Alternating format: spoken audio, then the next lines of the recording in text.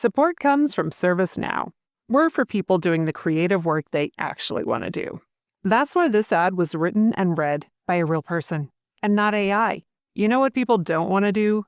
Boring, busy work. Now with AI agents built into the ServiceNow platform, you can automate millions of repetitive tasks in every corner of your business, IT, HR, and more, so your people can focus on the work that they want to do. That's putting AI agents to work for people. It's your turn. Visit servicenow.com. Joining us now, Arnold Steinberg, who I respect as one of the foremost political strategists in the country, also a shrewd analyst of the body politic. He joins us from California now to help us size up the tsunami that hit this country politically on Tuesday.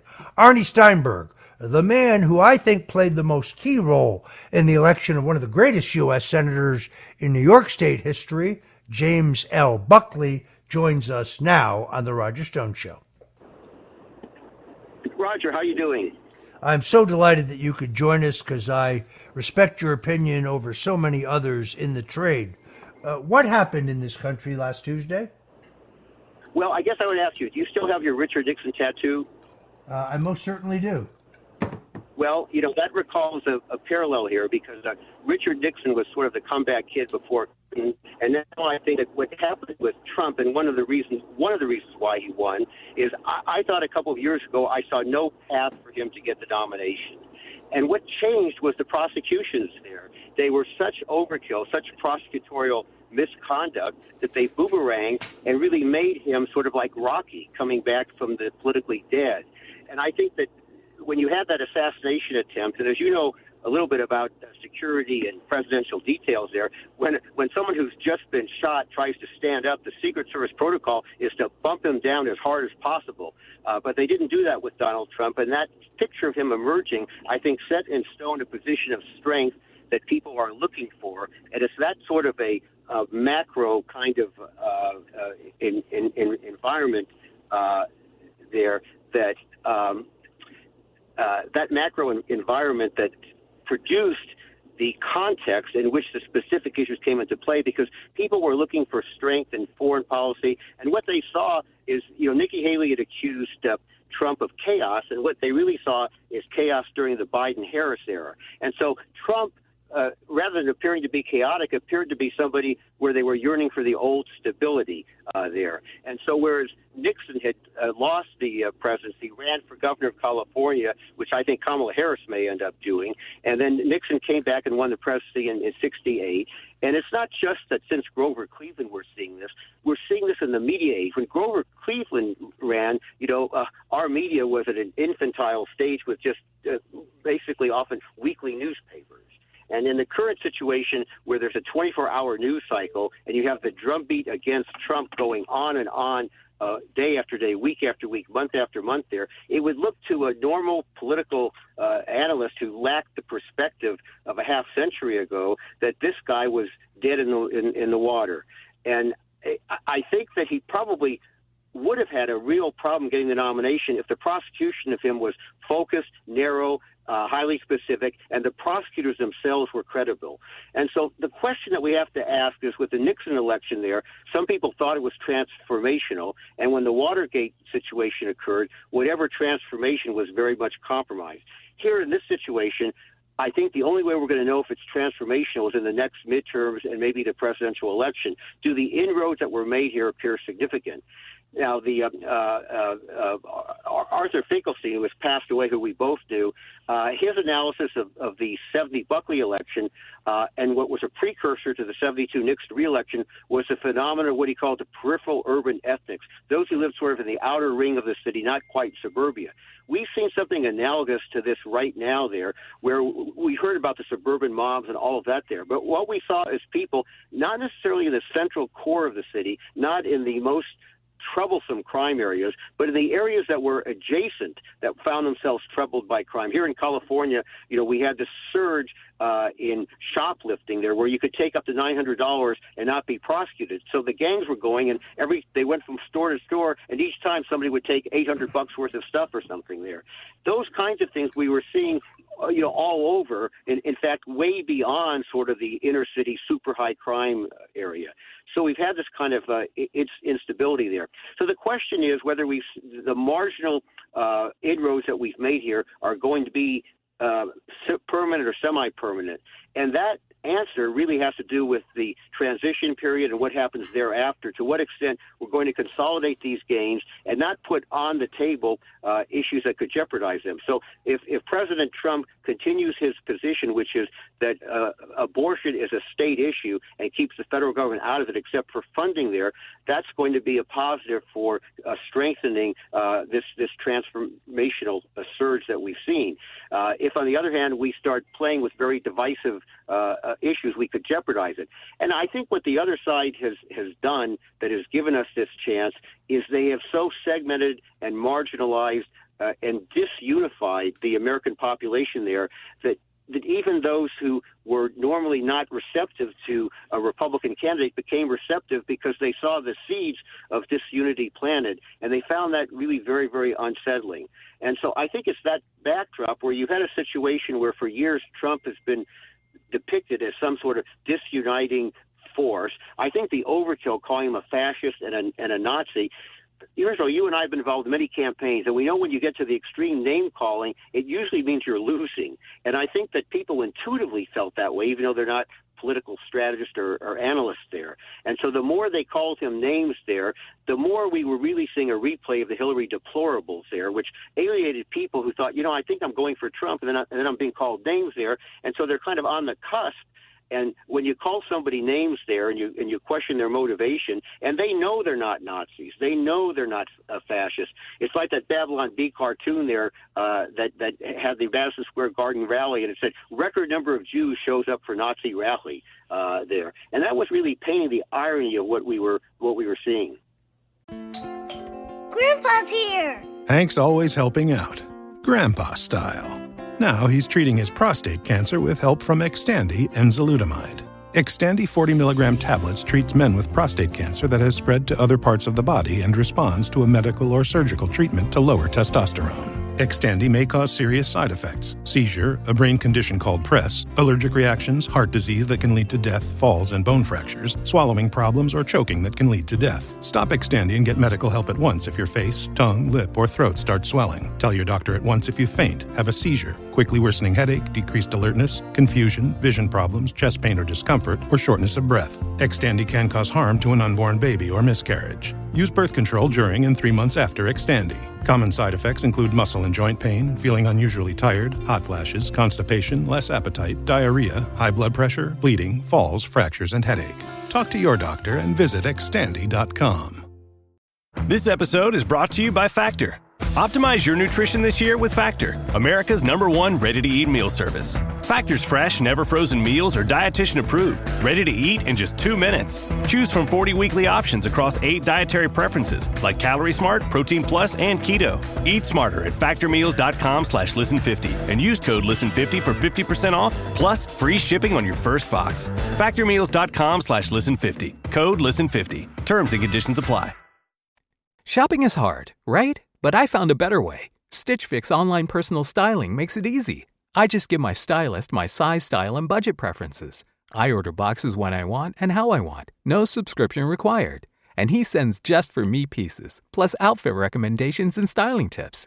I keep what works and send back the rest. It's so easy. Make style easy. Get started today at stitchfix.com/Spotify. That's stitchfix.com/Spotify.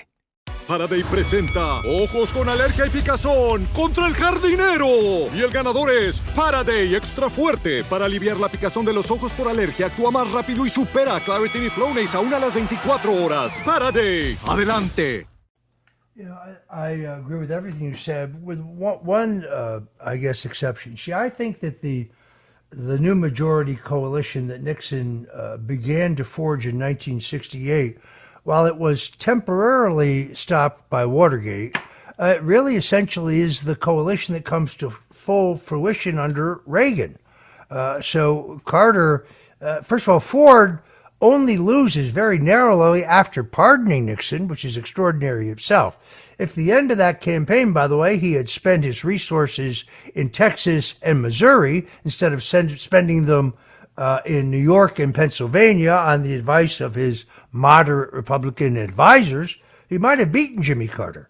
But the coalition, yeah, you're right. the coalition remains intact. Watergate merely delays the full fruition of that ruling coalition, which in fact, by the way, is a coalition that is reassembled by Donald Trump for his election in 2016. And now he's expanded extraordinarily with deep inroads among Hispanic Americans, African Americans, Asian Americans, younger Americans. These were heretofore thought to be solid Democrat constituencies. And if you think we did well in those groups in 24, wait do you see how we do with them in 28?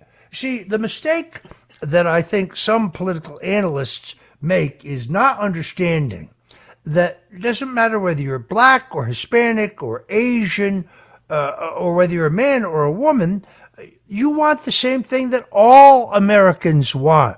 You want economic opportunity. You want economic security. You want affordable housing. You want safe neighborhoods. I think the assumption that because Trump takes a position for a secure border, that there's going to be a Hispanic rebellion against him. In fact, it's just the opposite, because the Hispanic and Latino voters that are here feel very strongly identification with the United States and America, and they're not keen on illegal people coming in, whether they're Hispanic or Latino heritage or not there. And, you know, the irony of it is that Harris tried to be all things to all people, and so she wound up losing some Jewish voters and also losing some Muslim voters, because you could satisfy nobody with that kind of a situation. Trump, who was clearly supporting Israel but has a very credible, bona fide peace policy, actually made inroads compared to what he was in 2000 with Muslim and Arab American voters. What were the other key trends here that you thought were vital? Because we have a limited amount of your time and I want your wisdom. Well, I think the key trends were, one is sort of racial divisiveness. That is to say, the tremendous emphasis upon reparations kind of issues, whatever, there didn't really help gain black voters for Harris or Biden, because they already were top there. They were trying to turn out their base, yet what it did is further antagonize Latino, Hispanic voters. So that's another trend there.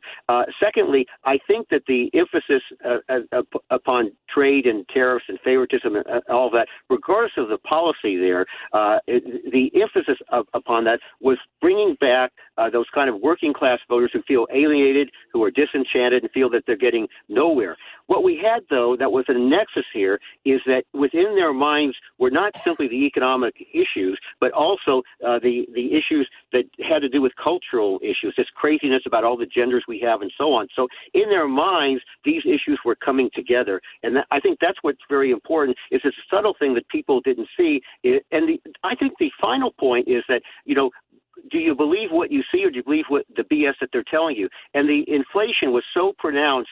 It used to be, you know, that I might say to my son, here's what this cost 5 years ago or 10 years ago or 20 years ago. But now I'd be saying to my son, hey, this is what happened 6 months ago. And so I think what happened was a giant credibility gap when you had the Biden-Harris saying, look at the success of Bidenomics there. They would have been better off shutting up. So I think that the realism, credibility was a trend here, and Trump was much more believable than Biden or Harris. And I think there was an undercurrent with the way they kind of switched Harris in at the end. Nobody really talked about it. People didn't say it's an issue to pollsters, but it was an undercurrent. It was providing a context within which they viewed all the other issues. I'm very optimistic, Arnie, about a larger realignment in American politics, where the divide in the country is not between Republicans and Democrats, but it's between the elites, many of them unelected, by the way, and the common people, the regular people. That was the real. Go ahead. Yeah, it's between the elite, the people who are that Biden is wanting to go and give subsidies for their college loans, who are making a very, very good living there, and the elites who have money to go to fine restaurants, buy tickets to all sorts of very expensive concerts and so on, and they live in a world where I wouldn't say they're untouched by inflation, but somehow they're secure. And you have these other people who are working hard, and they're not simply facing economic problems, they're also facing alienation on cultural issues there. And I maintain that those two are put together in their minds there because they see it as a commonality, a common sort of contempt for them, that these people are brighter than they, what you call the unelected people in government there. And I think that you have put your finger on it there, because people, as you know, it's perception, not reality in politics. And these people perceive a very profound alienation and disregard for who they are in terms of their identity. And if they were recognized and had identity and had dignity there, the elected officials would then be more concerned with the issues that affect them economically. All right, I'm afraid we have to leave it there. My good friend Arnie Steinberg, literally one of the most brilliant political strategists and analysts in the country, joining us all the way from California. So happy to have your analysis, Arnie. Thank you for jumping in here. Roger, thank you. I hope Fauci doesn't think I caught your cold over the telephone. I picked this up at Madison Square Garden, and I still haven't gotten rid of it, but I will. But I couldn't call in sick on this day of celebration for those who love America. Arnie Steinberg. You can hardly call it this day. Thank you so much for joining us today on The Roger Stone Show.